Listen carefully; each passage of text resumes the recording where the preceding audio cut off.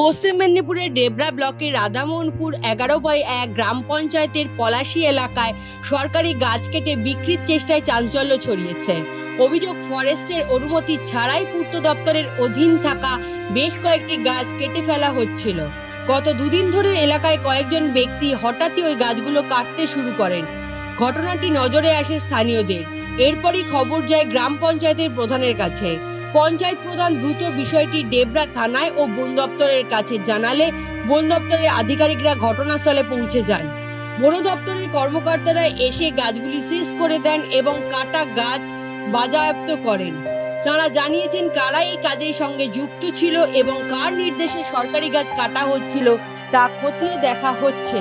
অন্যদিকে পূর্ত দপ্তরের অধীনে থাকা গাছগুলি কাটা নিয়ে কাদের মদতে এই অবৈধ কাজ চলছিল সেটিও তদন্তে নামিয়েছে পুলিশ ও ফরেস্ট ডিপার্টমেন্টের যৌথ টিম। প্রাথমিকভাবে ধারণা করা হচ্ছে স্থানীয় কিছু কাঠ ব্যবসায়ী এবং দালালের সঙ্গে যোগ সাজেশে এই কাজটি হয়েছে। ডেবরা থেকে এনএম নিউজ।